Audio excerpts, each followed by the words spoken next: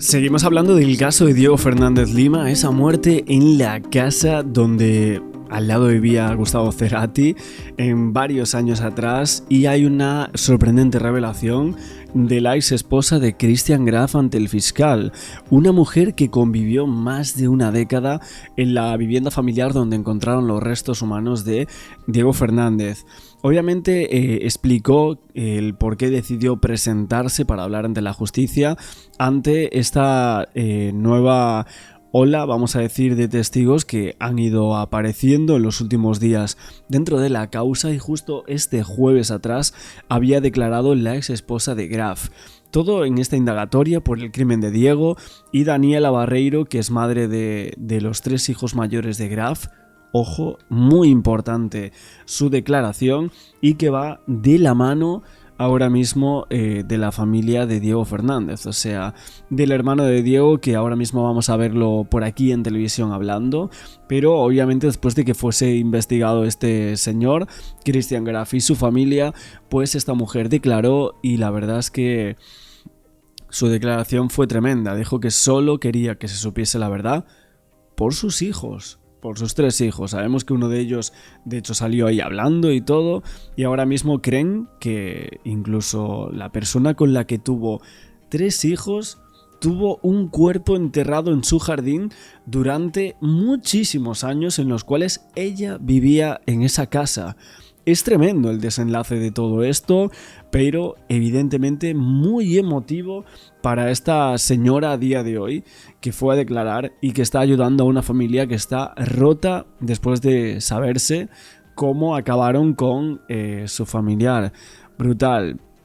También he visto que hay algunos periodistas que están investigando el caso de Diego Fernández. Virginia Messi, ¿no?, que es una periodista muy conocida en la Argentina, pues básicamente está, creo que sacó un libro donde investiga este caso, a ver si podemos saber un poquito más de su investigación en los últimos días, pero creo que sacó un adelanto del primer capítulo con los detalles que hay del descubrimiento del cuerpo, las contradicciones del principal sospechoso y todo lo que tenemos hasta el día de hoy con la declaración de esta ex esposa de Graf, que ahora mismo vamos a comentar. Pero lo que ella dijo en primera instancia, esta Daniela, es que lo importante era que ellos dijesen la verdad y que dejasen de encubrir a la persona que terminó con la vida de Diego, y que dejasen de mentir. Declaraciones brutales acerca, después de tanto tiempo esperando, nosotros lo decíamos, ¿no? Una declaración clave iba a ser la de la ex esposa, y literalmente parece que sí ha sido así. Por fin, después de todo este tiempo en el que pedíamos que declarase y que dijese la verdad, pues ahí vemos ese impulso por los padres de Christian Graf a hacer la pileta justo en esa zona, a colocarla pegada a esa casa, que no se avanzase justo hacia la zona donde se encuentra el cuerpo. Estos son algunos de los detalles clave que esta mujer ha expuesto. Habrá que ver si no hay más personas cercanas a la familia Graf que en algún momento hayan visto algo o hayan escuchado dentro de esa casa diciendo: no vayas aquí, no toques esto, no hagas esto otro. Creo que puede llegar a ser algo muy importante dentro de esta causa, y que obviamente nos puede sacar de todas dudas acerca de quién terminó con la vida de ese chico hace más de 40 años. Vamos a ver por aquí en la televisión pública argentina que daban varias noticias del caso. Empiezan las rondas de declaraciones que en su momento la Cámara de Apelaciones, al llevar todo a foja cero, anuló el sobreseimiento del señor Christian Graf. Pidió que se investigue a toda la familia qué pasó en el año 84. Mi hermano, cuando desapareció, tenía 16 años, Christian Graf tenía 16 años también. Y a mi hermano dentro de esa casa lo asesinaron, lo descuartizaron y lo enterraron en una tumba en el fondo de la casa. Es una persona sola y un chico de 16 años. Adentro de esa casa, de esa familia, está el asesino y los cómplices, ¿no? Porque una persona sola no puede hacer eso. ¿Cómo están vos? ¿Cómo está tu mamá? ¿Y qué es lo que esperan? Y mi mamá, pobrecita, va a cumplir 88 años.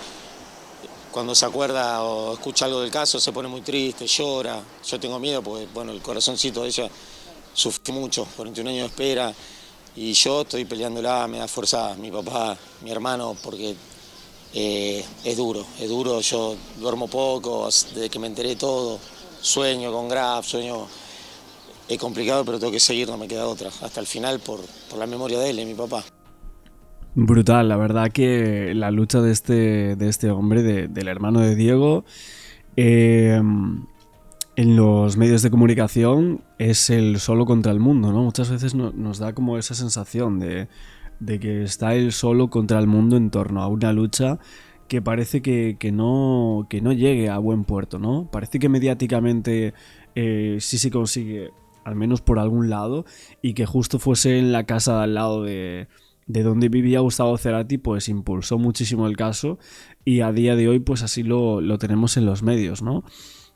También es cierto que Hugo Wortmann Joffre, que es el abogado de la familia de Diego, dijo: ahora hay que investigar todo, hay que investigar a la familia Graf de arriba a abajo, hay que estudiar distintas hipótesis, distintas autorías, porque hay una responsabilidad del Estado argentino en brindarle a la familia Fernández Lima un servicio de justicia en los términos de las convenciones internacionales en materia de derechos humanos. Dice también que por primera vez desde el pasado 20 de mayo los restos de Diego fueron encontrados en ese jardín de la casa de Coglan, en donde dueños y habitantes de esa propiedad estuvieron allí desde el 74. Comenzaron a ser investigados por el crimen ocurrido hace 41 años. Y obviamente la Cámara del Crimen anuló el llamado a indagatoria de Christian Graf por delito de encubrimiento agravado, y todo esto fue en noviembre, hizo que cayese su sobreseimiento y luego también abriese todo el juego de este caso. Veremos qué más sucede en torno al tema procesal, pero ahora mismo tenemos esas indagatorias y lo que queremos saber es qué ha dicho cada testigo, como también lo que ha dicho el abogado de la familia. Lo que dice el abogado, bueno, casi siempre habla en este tono, diciendo que el fiscal lo que busca es un chivo expiatorio con su cliente, con Christian Graf. Vamos a ver qué cuenta. Fabián. Bueno, sí, trabajando, como bien usted estaba refiriendo, este caso trajo luz a partir del hallazgo del día 20 de mayo del año pasado, en lo que era la construcción de una pared medianera entre dos propiedades, ¿no? La propiedad de la familia Graf, en la cual habita Christian Graf, habita la madre de Christian Graf, Susana Elena Grasle, y obviamente habitaba también el padre de Christian Graf, Federico Alberto Graf, hasta la fecha de su fallecimiento, ¿no? El 25 de diciembre del 2018. Abogado, ¿qué fue lo que precisamente el factor que hizo que se dé un giro en esta investigación? O sea, yo mucho giro la verdad que no veo, y le voy a explicar por qué, con fundamento. Hay varios tipos o varias formas de llevar adelante una investigación.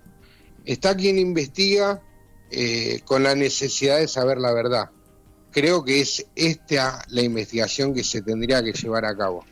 Y por el contrario, está la investigación que hace un representante de la justicia, en este caso un agente fiscal, que fue delegado por potestad del artículo 196 bis para que lleve adelante la investigación, pero en lo que se resume al proceso que está llevando a cabo desde el 20 de mayo y hasta la fecha, lo que intenta el fiscal es probar su hipótesis del caso. ¿Qué significa?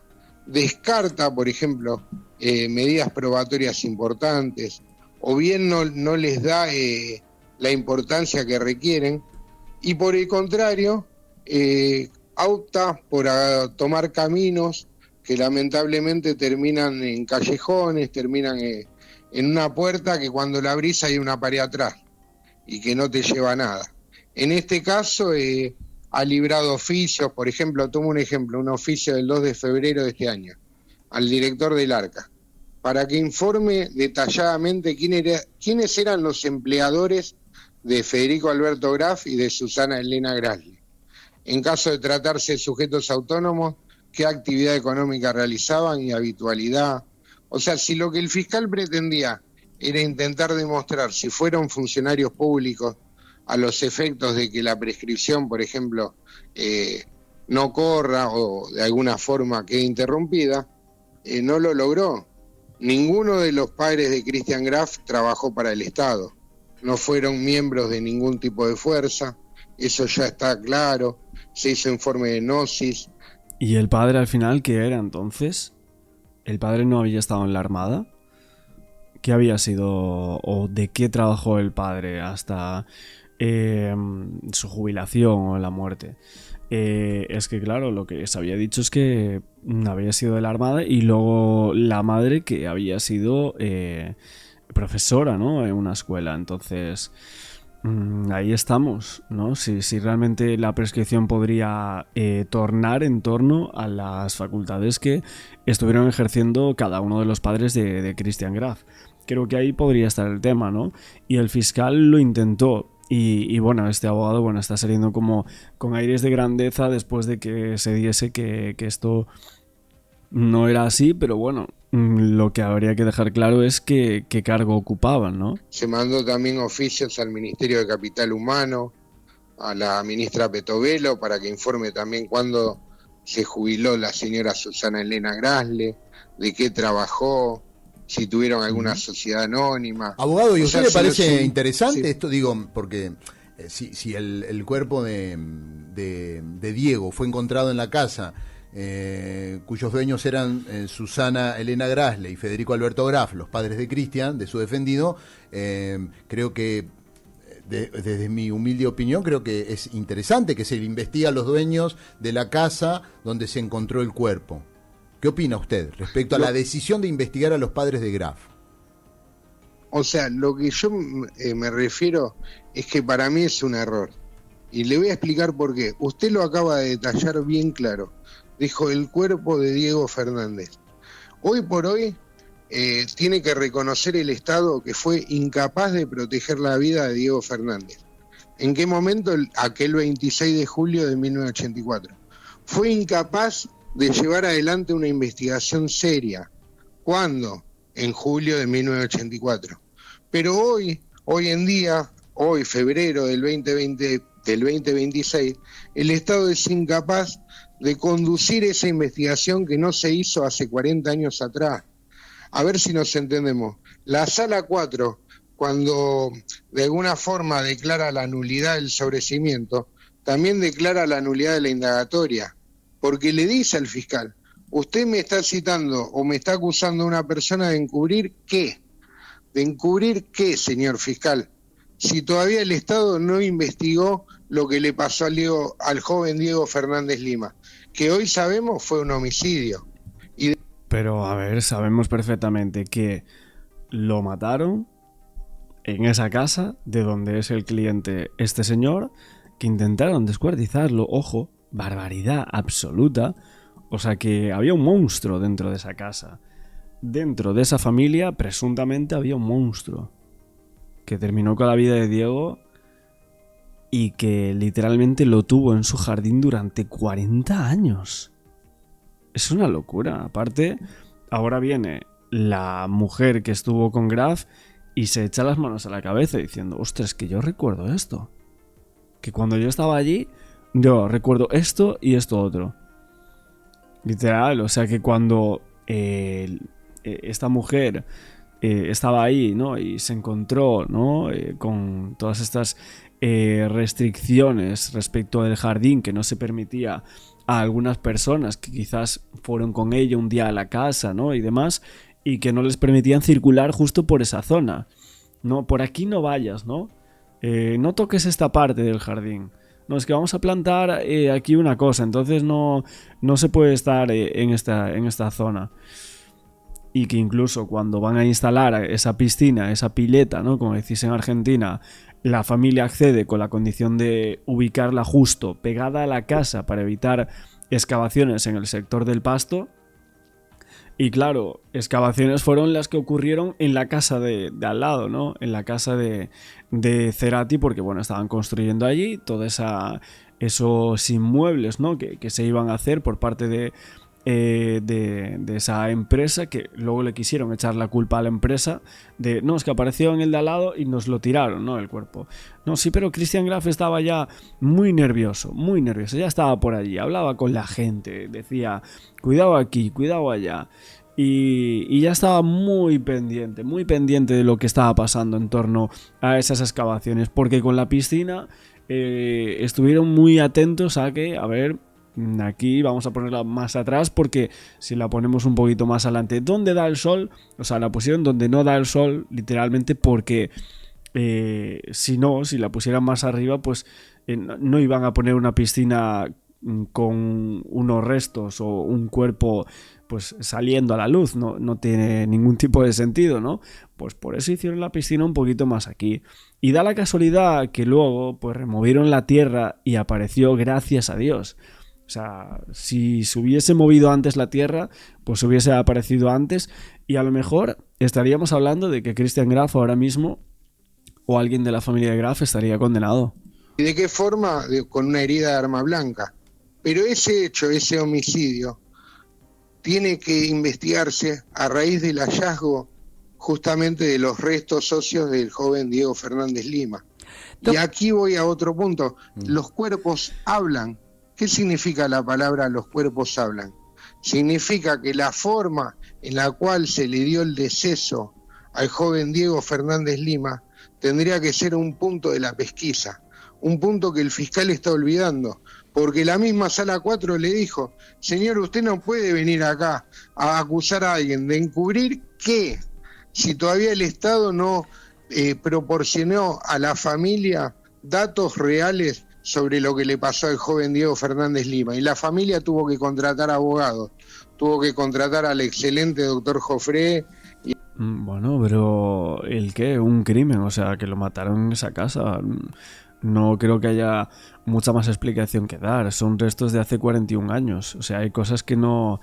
El cuerpo no va a hablar un poco, pero no te va a decir todo, claro. Y al doctor que lo acompaña también, que es un emérito abogado y que, bueno, si bien es un abogado mucho más novel, más joven, hacen su tarea, van llevando adelante, han pedido determinados medios de prueba, algunos fueron aprobados, otros no. Doctor, pero bueno, se entiende a lo que voy. Sí, la investigación tiene que centrarse en el cuerpo de Diego Fernández Lima, en lo que le pasó. Primero el Estado le tiene que explicar a la familia, a las señores Fernández, ¿qué fue lo que le pasó al joven Diego? Bueno, ¿qué pasó? ¿Hubo un homicidio? Sí. ¿Cuándo fue ese homicidio? ¿De qué forma fue? ¿En dónde? Eso todavía el Estado se los debe a ellos. Sí, dígame, Laura. No, digo, más allá de todo esto que usted está contando, digo, la causa ya no prospera, o sea, ya por el tiempo que pasó, esto por más pruebas que se junten y se presenten, esto no tiene un final, digamos, porque no, por ley, por el tiempo que pasó, no es una causa cerrada, si se quiere. Claro, acá lo que hay que diferenciar es si lo que se busca es un chivo expiatorio y deslindar responsabilidades que le competen al Estado, o si lo que se busca es averiguar la verdad. Si se busca averiguar la verdad, lamentablemente la puerta que intentó abrir el fiscal se cierra acá. Ni Federico Alberto Graf ni Susana Elena Grasle fueron funcionarios públicos del Estado. A lo que estuve viendo en algunos medios es que decían que los padres tenían como una sociedad comercial entre adultos que luego se disuelve tras el fallecimiento de Federico Alberto Graf, que era el padre de Christian, ¿no? Esta es una respuesta que dio la familia ante esas pesquisas. Obviamente, suponemos que de la mano de este abogado que está ahora mismo hablando, Martín Díaz, y sostuvo así que no existía ningún vínculo funcional entre los padres del imputado Graf y los organismos estatales. Pero entonces, ¿de qué era esa sociedad comercial? No era profesora la madre, en ningún momento lo fue. En ningún momento el padre estuvo en la Armada. No sé, es que hay un montón de hipótesis, de informaciones que han salido que en verdad no se han desmentido, ¿no? Con lo cual, si lo que intentaba el fiscal era buscar a alguien a quien llevar al banquillo de los acusados, lamentablemente por acá no es, señor fiscal. Tiene que volver hacia atrás, como decían, era el juego de la vida, retroceder 10 casilleros, bueno, claro. En este caso vuelva al punto de partida y empiece de nuevo. Y lamentablemente es así. Usted pudo inferir en el proceso responsabilidades por el caso... Oye, pero tampoco entiendo muy bien el papel del abogado de Christian Graf, o sea, es como literalmente burlarse en torno a que no se puede investigar a una familia y a un señor que encubrió un delito gravísimo, presuntamente, vamos a decir, en su propia casa, o sea, que le apareció un cuerpo ahí. Y este señor se está burlando porque la justicia, pues, ampara a los criminales, literalmente. Y dice, hostia, es que el fiscal estaba mirando por aquí y ahora esto no se puede, es imposible. Porque la justicia, pues, los ampara. Y que vuelva atrás, o sea, es como que se está burlando de la investigación de los fiscales cuando literalmente él es el abogado de una persona que es el acusado dentro de este caso, que le apareció un cuerpo y que encubrió durante muchísimos años. Fernández Lima, digo, más allá de defender la inocencia de la familia Graf, digo, ¿hay indicios de algo o sospechas de algo? Sí. A ver, sabemos que la muerte, el deceso que tuvo el joven Diego, no fue un deceso normal. No murió de causas naturales. No, murió de una herida de arma blanca. Está claro que alguien esa herida se la propinó. Sí. Él no se cometió esa herida. Fue alguien que le cometió esa herida. Yo tengo entendido que por el lugar donde fue marcada, esto es la cuarta costilla intercostal, estamos hablando de lo que se habla de una estocada, que significa alguien que directamente, o bien de frente o bien de atrás, no hay mucha forma.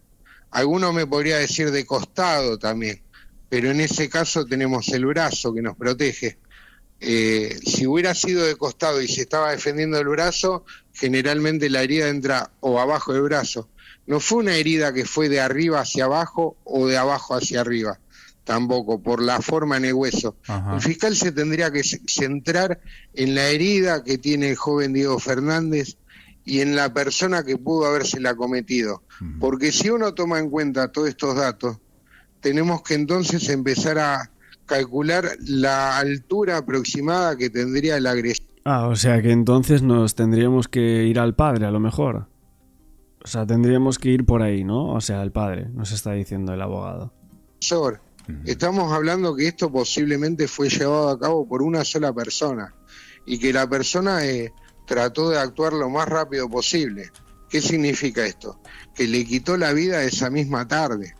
Muy probablemente después de quitarle la vida al joven Diego, o aún con el joven Diego agonizando, empezó a hacer lo que viene a ser la precaria fosa donde luego fue hallado, ¿no? Claro. Una fosa que se calculó de 60 centímetros de ancho por 80 centímetros de largo. O sea que no cubre la altura, el largo del cuerpo, con lo cual el cuerpo es depositado en el lugar casi como en cuclillas, ¿no? O con las rodillas, digamos, pegadas al pecho. ¿Se entiende lo que estoy hablando? Sí, en posición fetal. Y bueno, eso es lo que se tiene que trabajar. Se tiene que trabajar, los cuerpos hablan. Si el fiscal se preocuparía, en vez de buscar fama o estar trabajando para, digamos, que todos reconozcan que su teoría del caso era correcta, empieza a trabajar de en serio y empieza a usar los medios que hoy tenemos y que en esa época... Ya, pero ¿y qué teoría va a exponer después este señor? Porque yo he escuchado muchas de estos letrados y la verdad es que ninguna convence, ninguna tiene mucho sentido, no hay ningún tipo de indicio que se pueda llegar a considerar cada una de las hipótesis que este hombre soltó en radio y en las televisiones argentinas, o sea, y lo que sostiene el juez o alguno de los jueces es que la resolución no resulta posible, o sea, en cuanto a la resolución no resulta posible desvincular a Christian Graf de este homicidio, ¿no? Porque había un vínculo previo con la víctima, clarísimo, y obviamente las circunstancias temporales del caso señalan que evidentemente él tuvo algo que ver. Y así también el magistrado señaló que la investigación debía abarcar cualquier grado de participación que pudiera corresponder a este señor. Veremos cómo queda todo, y luego después de las declaraciones de la ex esposa, que obviamente han explotado absolutamente todo el caso, y estas declaraciones del abogado que vemos que no habla mucho, ¿no? No habla mucho de las declaraciones de la ex esposa anterior de Graf, que literalmente parece que va en consonancia un poquito con todo lo que había dicho el fiscal, ¿no?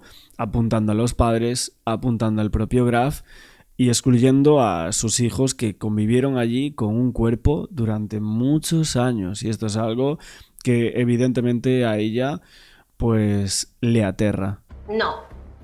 ¿Lo recuerda Diego Fernández Lima? No. ¿Tampoco? No lo recuerdo, o sea, piensen que él compartió el aula con otros 30 personas. Sí, o sea, pero cuando no ve el reloj, cuando ve ese reloj, No que recuerdo. todos los amigos nos dicen, ay, jugábamos con ese reloj. No, pero aparte, cuando doctora, desapareció el compañero. Un compañero que desapareció y todo el barrio convulsionado, Exacto. notas en los medios, carteles en el barrio, el colegio conmocionado. ¿Cómo no lo recuerda? Perdón, No recuerda que la no situación. puedo entender que no recuerde, no puedo creer en realidad que no lo recuerde. No recuerda a sus compañeros, no recuerda a los compañeros de la secundaria, no recuerda. La angustia No, de que pero, falte a ver, un pero compañero. Una cosa es no recordar a los compañeros, pero fue todo un acontecimiento. De hecho, quienes no fuimos compañeros recordábamos o hubo un paso. El propio Farías dijo, salía en los programas de televisión, salía en los noticieros. ¿No recuerda el episodio de que un compañero de él desapareció?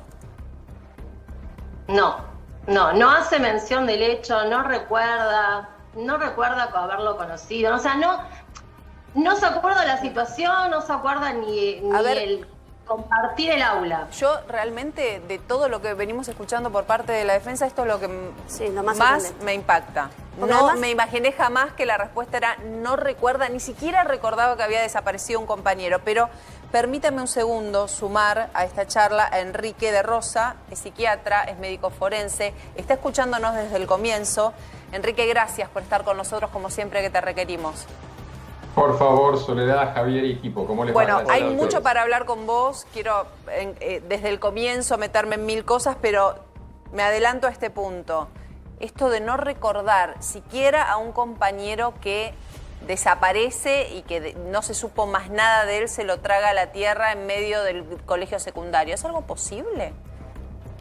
A ver, sí es posible, pero a ver, también tengamos en cuenta que hay unas declaraciones lógicas y comprensibles en base a lo que es uno es una defensa, pero sí es una asesoría técnica que tiene que actuar según las características de lo que ha actuado de lo que ha decidido con su cliente, ¿no? Que todavía no está claro, si bien en la carátula en principio ya no es por la prescripción o homicidio, presunción de homicidio, lo que fuera, sino encubrimiento. Evidentemente también una persona puede estar en condiciones de decir que no recuerda absolutamente nada. Pero es creíble, perdón. A ver, luego, ¿Es creíble perdón, esto? termino brevemente. Sí. Para ese no recordar, luego uno tendría que evaluar cuáles son las condiciones en que una persona no recuerde nada en un hecho tan sonado en su momento, ¿no? Exacto. Claro. No, bueno, Enrique, esto le quería consultar si es creíble, si es posible, porque bueno, puede ser también que se haya formado un trauma.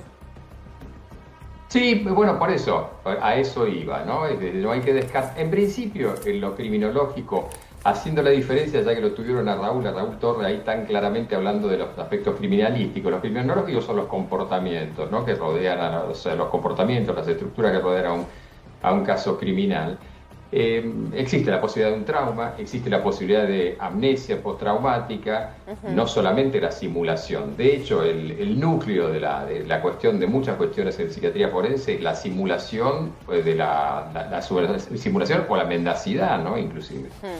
Yo la verdad que me sorprendo, obviamente yo soy de las que se acuerda muy poco del colegio, pero sí de hechos importantes, de una compañera que se lastimó muy fuerte en un viaje, de esos hechos disruptivos me acuerdo, no tendré los nombres y las caras de todos mis compañeros, pero esos hechos disruptivos me acuerdo. Por eso me imaginaba que algo como un compañero desaparecido, una historia inconclusa, una persona que de repente se la traga a la tierra, es algo que te dejaba una marca, no sé. En principio sí, el sentido común nos ilustra que sí, la ciencia forense nos obliga a poderlo probar, esa es la gran diferencia, ¿no? Es decir, uno no puede, estadística normalmente... Claro, no es lineal, no puede decir todos se acuerdan o nadie se acuerda. No, y de hecho, básicamente lo forense y lo criminológico, lo criminalístico son hechos que uno pueda probar, en definitiva. No presunciones, porque son, en definitiva, si no son opiniones y dejan de ser factibilidades que sirven a la causa. Igual, doctor Enrique, a ver... Hola, ¿qué tal, Javier? También le digo a la doctora Erika, yo si fuera abogado... No lo soy, por eso soy periodista. Le recomendaría, fingí que no te acordás de nada. Si total, está prescripta la causa. Doctora. Primero que vamos por la verdad. ¿Cómo? Queremos saber la verdad. Sí. Eso es fundamental. ¿Y cuál es la verdad? Para ustedes. Es que la estamos averiguando, la estamos a ver. Pero ustedes, queremos saber, para ustedes como Diego quiere saber la verdad, quiere saber fue lo que pasó, por qué apareció ahí. A mí la doctora para me parece ustedes lo que creen es que les plantaron el cuerpo a ustedes. Fueron y lo enterraron el cuerpo dentro de la vivienda que viven los 4 desde hace más de casi 50 años. No es dentro de la vivienda, convengamos. Sí, es dentro de la vivienda porque está delimitado, doctora, en el escrito de la Fiscalía y que reflejaron los antropólogos y los peritos forenses que actuaron. Está dentro de la vivienda lindera con apenas lindante con justamente la medianera que han construido. Sí, se desmorona la tierra y cae, eso está claro, que no estaba en el otro terreno. Eso se aclaró. Es una medianera que en su momento, y hasta el día que hicieron la medianera de material, era un alambrado con plantas que tranquilamente podía haber sido corrido en su momento para poder, ¿por qué no?, plantear el cuerpo. Y doctora, perdón, si Cristian no tiene nada que ver, me imagino que su hermana, su madre no tienen nada que ver, ellos lo pueden hablar hoy. ¿En ningún momento para ellos, como familia, y siendo que obviamente conocían a la víctima, se les figuró en la cabeza la posibilidad de que haya ocurrido algún problema con su padre, con el padre de Christian Graf? ¿Por qué no con esa seguridad? Definitivamente no. No es la posibilidad porque los compañeros no iban a la casa, o sea, no compartían la casa, no iban en ningún momento, nadie de la escuela fue a la casa, ni siquiera para hacer la tarea. Sí, doctora, o sea, que no había relación. Dejemos que termine, por favor. Sí, no, una pregunta, perdón, Sole, una pregunta que le quiero hacer hace un rato. A ver, yo lo que me pregunto es lo siguiente, el fiscal no pidió el secuestro de sus celulares, no sé por qué, para probar un encubrimiento, porque ahí se puede sacar prueba. ¿Ellos estarían dispuestos, en todo caso, si se los piden los celulares, a darlos a la justicia? Es que él no está imputado, no está imputado de nada. Y llegado al caso... Claro, todavía falta la justicia. Llegado al caso de que el fiscal lo llame, lo cite y necesite cualquier cosa para que pueda probar, se lo va a presentar. Yo quiero volver al punto que estábamos hablando, por favor. Yo digo, usted dice, los compañeros no iban al colegio, pero pero Diego sale de su casa diciendo voy a la casa de un compañero. Efectivamente, el cuerpo aparece en casa de un compañero. Su defendido asegura no tener nada que ver. Y la única persona que no está para asegurar si tiene o no que ver es el padre. ¿Por qué usted tan rotundamente me contesta no? Porque ninguna de la familia tuvo nada que ver. Ningún miembro de la familia Graf tuvo nada que ver. Y según un compañero, es casualidad de que se encontró en la medianera que daba con la casa de Christian Graf, pero tranquilamente pudo haber sido otro compañero. La casa de al lado, la superficie de la casa de al lado, es una casa en forma de T, que tenía acceso lateral por la calle Naón. Entonces, en su momento, la calle Naón, en esa parte, había una especie... había arboleras, había una especie de baldío y que tranquilamente se podía ingresar, porque lo único que lo separaba era un alambrado de 1 metro con plantas. Pero ¿y usted le resulta posible creer en que alguien mate a Diego Fernández Lima, lo entierre dentro del terreno de los Graf e incluso intente desmembrar el cuerpo? Puede ser. Puede ser, tal cual. ¿Y ellos nunca notaron semejante movimiento en su fondo? No escucharon nada. En ese momento, no sé cómo habrá sido en el jardín, pero en ese momento los jardines no son los jardines que son ahora. No se dieron cuenta que había tierra removida. Es muy difícil. A ver, un segundo, por favor, porque tenemos aquí en el piso a Julia Márquez, que es jueza penal, jueza del juzgado de Quilmes. Gracias por haber venido. Nos interesaba mucho y desde el comienzo de los tiempos que estamos tratando este caso decimos, nos interesaría la voz de la justicia, el pensamiento de la justicia. ¿Cómo le suena esto que está escuchando? En realidad, un poco como a todos ustedes, ¿no? Con muchos interrogantes, porque recién yo escuchaba de estas cuestiones que recuerda y de las que no. Y es cierto que la memoria es emotiva y que generalmente los recuerdos uno los vincula con algún tipo de emoción y que puede suceder que un hecho sea tan traumático que la persona lo haya olvidado, lo borra en absoluto. Lo extraño es que se asegure que ningún compañero iba a la escuela cuando hay un montón de otros recuerdos que no están, ¿no? Hay una contradicción. Y por lo menos me hace algún ruido pensar, digo, estamos tan seguros que nunca un compañero fue a la casa, pero sin embargo no recuerda ni quiénes eran los compañeros ni nada. Por otro lado, he escuchado por los medios en todas las conductas de cuidado que él tuvo respecto al momento en que se estaban haciendo estas excavaciones o este trabajo en estas explicaciones que dio. Claro. Y luego todas las versiones que dio respecto a esto. Entonces eso también es como demasiado llamativo de alguien que no supiera, no conociera, no recordara que había ocurrido algo así. Y si viene, perdón, una persona a la cual encuentran un cuerpo en su jardín y le dicen, no, para mí que fue, un poco lo que está diciendo la doctora, ¿no? Para mí que fue alguien que lo mata en otro lugar y desde un terreno lindero lo entierra en mi terreno y lo intenta desmembrar el cuerpo en mi terreno. ¿Esto es algo creíble? En realidad, mira, básicamente en todos estos años... Por ahí estamos confundidos todos, pero nos resulta realmente como explicación en todos estos años de trabajo en la justicia que tengo, si hay algo que noté, es que las personas que no tienen nada que ver con un hecho son las que más instan a que se sepa qué pasó. Bueno, eso nos lo dijo esta semana Alicia Crosa,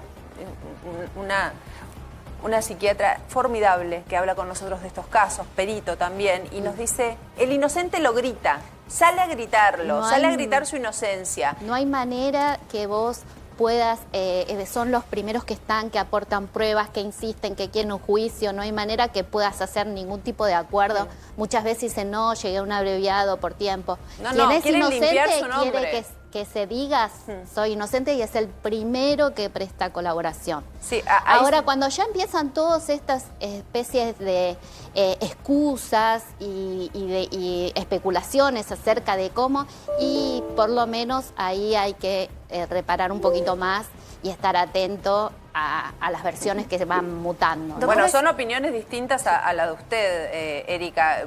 Por ahí un poco entiende lo que nos pasa, que estamos tratando de hacerle preguntas, porque todos concluimos en el mismo punto. Si está todo tan claro, si no lo conocía, si no tenía ningún trato con él. Lo entiendo y lo entendemos, y yo le vuelvo a repetir, la doctora dice que lo sale a gritar a los 4 vientos. Él quiso salir, él estaba dispuesto desde el primer momento se puso a disposición, y desde el primer momento permitió todo, permitió desde que entren, permitió desde que hagan la medianera. Bueno, había una orden judicial, eso no se puede, no puede uno decir, no excaven si aparece un cuerpo. Pero para hacer la medianera no, y quien llamó al 911 fue la familia Graf. Que sí, había aparecido un cuerpo. seguramente cuando llamaron no sabían que No, pero, iba a pasar todo no, pero esto. Cristian tuvo un micrófono, nosotros lo pasamos mucho, usted lo habrá visto, cuando nuestra colega Mercedes Ninzi le pregunta, le pone un Sí. micrófono, ahí elige el silencio. Sí. Él dijo que no. Él dijo que no. dijo mi Directamente papá. dijo que no. De Dijo- hecho, dijo cuando mi papá. Mercedes le pregunta, pero entonces fue tu papá, y él le dijo, no, mi papá no fue, sorprendido. Al no fue no lo escuchamos, pero a ver, lo vamos a repasar, a ver. Y acá de la FUN llegaba Cristian Graf. Ah, vos con vos una actitud muy tranquila tuve. Vos fuiste quien asesinaste A mi papá. Perdóname, ustedes fueron. No, ustedes, no podés. Ahí está. Te presentaste entonces. Te presentaron. Bueno, pero el principal sospechoso sos vos, Cristian, el principal sospechoso. Ahí lo escuchamos, realmente no Claro. percibimos mi Claro. papá no, pero usted dice que dijo eso. Pero dijo, a mi papá, o sea, a mi papá sorprendido. Pero nadie lo... Mi papá... Pero no dijo mi nadie se papá lo nombró. no dijo mi papá no. Claro, no le Claro, preguntaron él es sobre el que el padre. trae Nadie le preguntaron al papá a la escena. Perdón, él dijo no, y después sorprendido dijo, mi papá. Pero si le están preguntando, Ahí usted, rectifico. ¿usted fue el que asesinó? No. Él dijo que no. Y el papá Fue clarito retiró. que dijo no. Pero ¿cómo entra el papá en la conversación? Cuando Nixie le pregunta. No le preguntó por el papá. Le preguntó si él era el asesino. Claro, sí, Pero eso estamos negando No, lo que no, acabamos no. de escuchar. Lo volvemos a escuchar si quiere. No tenemos problema. Por favor. ¿Quiere que lo volvamos a escuchar? A ver, por favor. Por favor. Y acá de la FUN llegaba Cristian Graf. Ah, vos con vos una actitud muy tranquila tuve. Vos fuiste quien asesinaste A mi papá. Perdóname, ustedes fueron. Ustedes. No podés. Ahí está. Te presentaste entonces. Te presentaron. Bueno, No se entiende. Yo lo único que logro entender es mi papá Ah, mi sorprendido. papá. Claro, mi pero papá. usted nos dice primero a mi papá no y que la pregunta era por su papá. No, o sea, básicamente él introduce, pero bueno, era por si tenía alguna explicación esto, si ustedes No, querían no. darla. No hay explicación.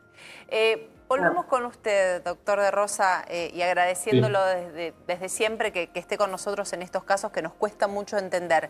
¿Qué es lo que ve en todo esto? Sin esta nota, sin lo puntual, digo, me imagino que como cualquier especialista debe estar atrapado por esta historia, más allá obviamente del interés de justicia, profesionalmente es un caso muy especial. No, sin duda. A ver, yo creo que lo que hay que diferenciar, hay una diferencia en lectura, aprovecho para saludar a la doctora Márquez, paso, pero en realidad hay una cuestión que es fascinante. Desde lo criminológico lamento cuando un homicidio sea fascinante, pero bueno, es el terreno en el que uno trasunta sus actividades, en que cuando de alguna manera este caso revela, cuando ustedes decían picos de rating, lo que está revelando es una sociedad que está conmovida y quizás hay Mucho una pregunta, interés. ¿qué es lo que nos pregunta? ¿Qué nos interpela respecto a la sociedad? En realidad nos interpela con una cantidad de cuestiones que sí es cierto desde lo criminológico, es fascinante, que no hay muchos casos en el mundo. Este año en La Plata apareció un caso de un hombre que ocultó durante 4 años el cadáver de su madre, pero no era un tema de homicidio, sino que había sido una muerte y un ocultamiento y demás. Entonces hay un montón de partes. ¿Por qué una persona oculta un hecho? ¿Cómo llega? El doctor Raúl Torre habló de una escena muy bien, una escena posible, escena primaria y una escena secundaria, sí o no. La doctora nos habla de una posible intervención de si era un cerco, si era una medianera, con lo cual hay aspectos criminalísticos, es decir, cómo está la profundidad, las características del suelo, si fue una escena primaria, si tuvo que ver con la familia oliese o no oliese algo. Es decir, hay tantas cosas que lo que nos ilustra es también en que somos una sociedad que está en algún sentido conmovida, esperando siempre que algo nos dé respuestas, y por eso hasta en muchos casos buscamos tener opiniones sobre el tema en un área que opiniones y datos y nos movilizan y nos llaman la atención, datos que tienen que ver en el fondo con lo existencial, la vida y la muerte. ¿Por qué? ¿Cómo maneja una persona sus relaciones humanas? Entre medio aparece... Me permito pensar que nos conmueve muchísimo, y digo en esto del interés, porque no creo que para nada, fíjate que en este caso se ha visto muy poco, no hay escenas de sangre, digo, pensando en lo que es también a veces, lamentablemente, el morbo que moviliza a las audiencias. No es el caso. Yo creo que el argentino está profundamente conmovido por una familia que 41 años no supo, que es algo que nos duele particularmente, que muchas veces ligamos con la dictadura, pero que en este caso no tiene que ver con la dictadura. Y uno se pone en la piel de ese hermano, se pone en la piel de esa madre que todos los días esperó el llamado y no cambió su teléfono fijo a ver si llegaba un dato.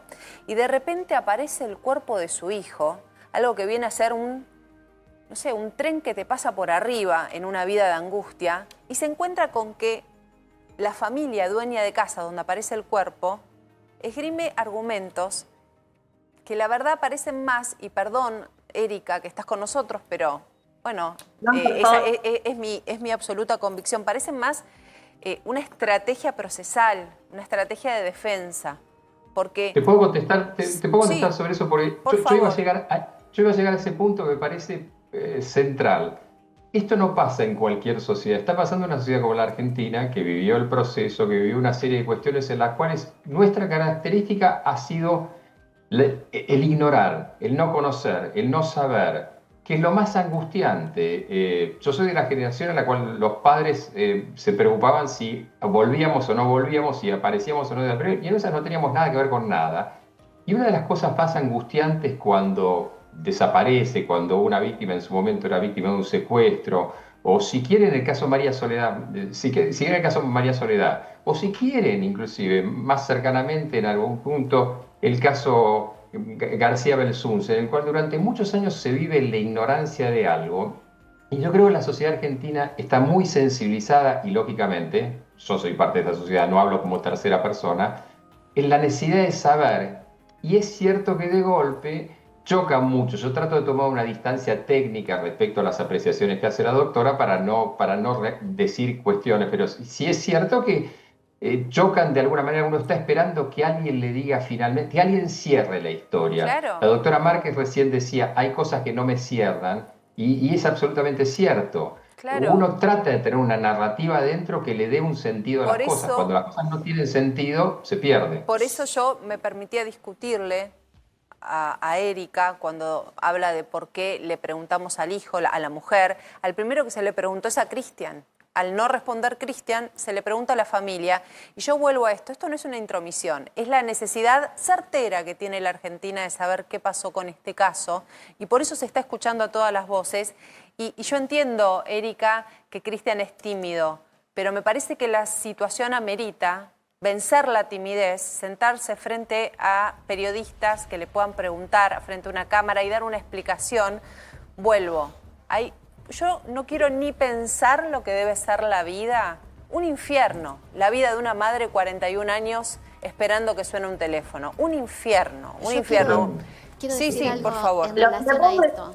Lo que le puedo decir es que Cristian desde un primer momento también quiere saber la verdad junto con la familia de Diego. Y respecto a salir y hablar con los periodistas, lo va a hacer, lo vuelvo a repetir, lo va a hacer una vez que el juez tome una decisión. Sí. Te quería decir Por algo favor, respecto Julia. a esto de por qué nos llama tanto la atención un caso de esta naturaleza, ¿no? Que, como vos bien decías, de la angustia de esta familia de tantos años y que expone básicamente la vulnerabilidad en la que estamos todos, porque este chico, con independencia de lo que ocurrió, quién fue, lo que desnuda es la inacción de un sistema que durante tantos años no fue capaz de darle a esta familia una respuesta cuando el cuerpo estaba tan cerca. Entonces acá le dije, no le dieron una respuesta. Señora, vaya que ya va a aparecer, se fue con una mina. Pero fíjate que no estamos hablando de inteligencia criminal, sino de desinteligencia de quienes investigan, que no fueron capaces de hallarlo y estaba ahí. Desinterés. Sí, ¿Puedo hacer una sí, tal cual. ¿Puedo hacer una intervención que porque quizás apareció?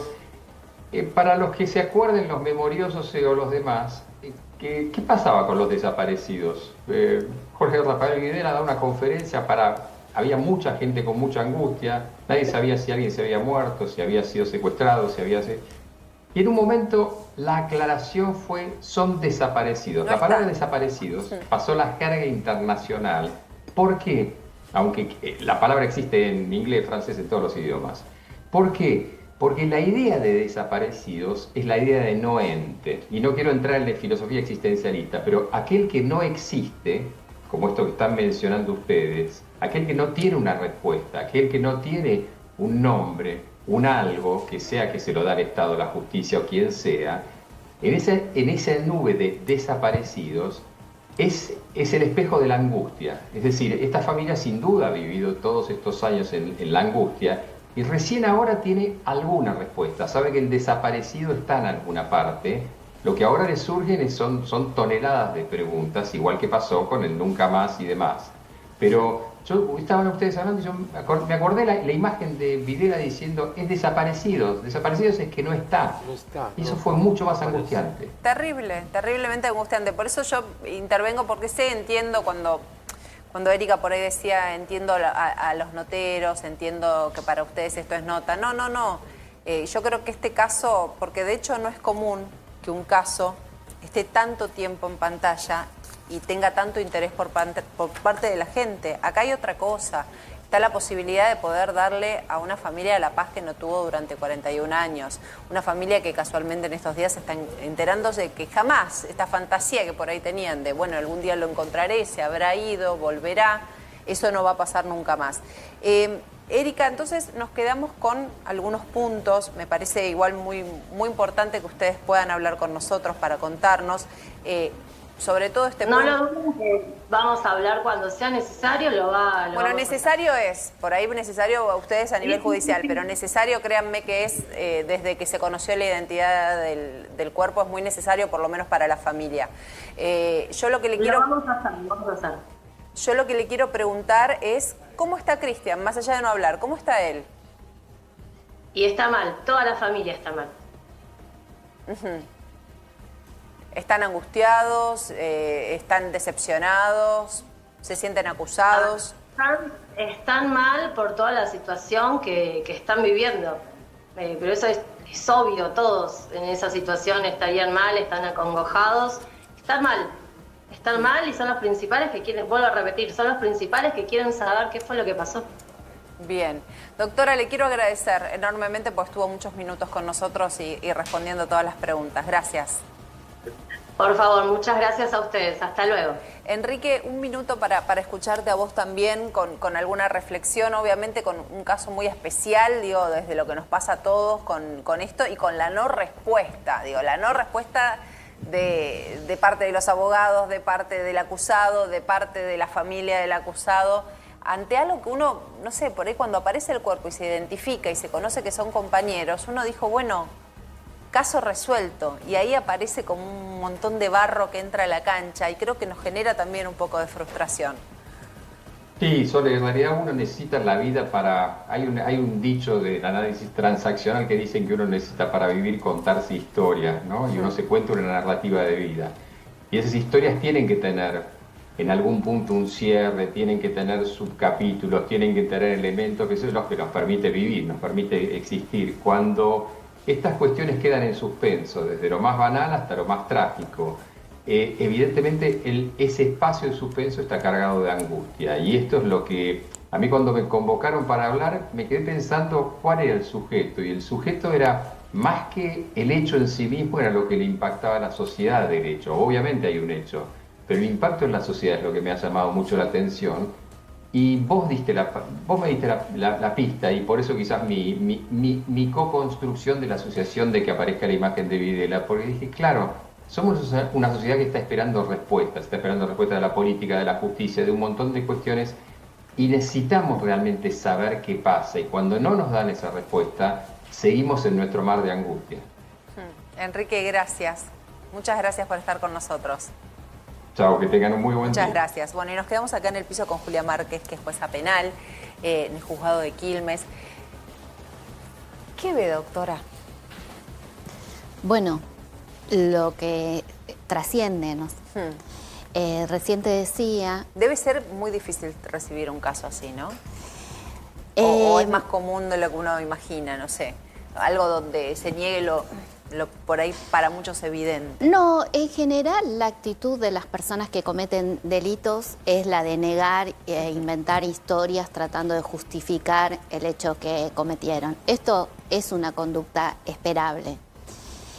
También, como este tipo de hechos, me ha tocado intervenir no con tanto tiempo desde la desaparición de la persona, sino encontrar el hallazgo del cuerpo en el fondo de la casa. Esto suele ocurrir. No es novedoso. Son crímenes intrafamiliares normalmente, ¿no? Mira, bueno, los dos casos que hoy tengo presentes, sí, fue un chico que mató a su papá y a la pareja y los enterró en el fondo de la casa, y después tuve un caso de un chico que mató al tío y lo enterró también en el patio de la casa y hizo un hormigón. ¿Y en así esos que casos hay confesión? ¿Confesión? ¿Se da la confesión finalmente cuando la evidencia es tal, como en este caso? Mira, en el caso del chico que mató al papá, él convivía, o sea, él hizo un pozo, enterró al papá y a su pareja, y cuando los vecinos venían a preguntar por la pareja, que era la persona conocida del barrio, él decía que habían ido de vacaciones a visitar a unos sobrinos en Córdoba y demás, daba como explicaciones de por qué no estaba. Pero en un momento él llevaba a sus compañeras a la casa a tomar mate, y en un momento la policía se acerca porque los vecinos empiezan a denunciar que había olores y demás. Entonces como que se asustó y se va a la casa de una compañera, y tomando mate con la compañera le dice: yo maté a mi papá. Se quiebra. Confiesa. No, pero es más que una confesión, fue como en el marco de un comentario de así como hice X cosa, también hice esta, ¿no? Porque era un chico con algunas dificultades. Lo que pasa es que eso es un hecho reciente.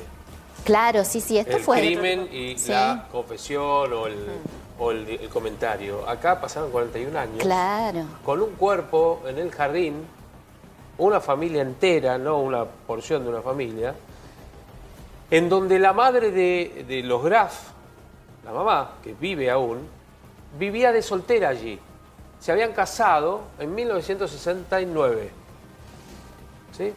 Y tenían un cadáver desde 1984. O sea, toda la familia, no se lo pueden dilgar a ninguna situación previa ni desconocida. Siempre estuvieron ahí. Tal cual. Por más de que... Y en estas hipótesis que plantea en la vereda, de la iglesia, y que por ahí era un cura que quiso ser enterrado, de la tierra, ya las repetimos 1000 veces. ¿Usted ve que es algo que le salió ahí en el momento, o que durante este tiempo él pudo haber pensado: che, en caso de que me pregunten tengo esto para decir? No sé, ¿hay alguna premeditación? ¿Lo interpreta así? La verdad que es difícil pensarlo. Para mí me resulta más como una respuesta más espontánea, porque yo creo que habiendo transcurrido tanto tiempo desde esto, es probable que jamás imaginaran este momento. De todas maneras, y tengo presente, no sé, el caso de Pucho, en el que me tocó intervenir, ¿no? El clan Pucho, donde ahí había una familia, y yo tuve oportunidad Secuestraban ellos. Secuestraban y los tenían en la casa. Y mataban. Sí.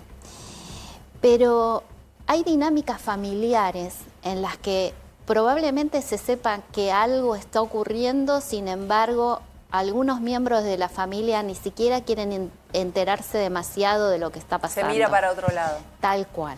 Entonces, cuando uno dice: ¿y cómo puede ser? Y sí, puede ser, ¿eh?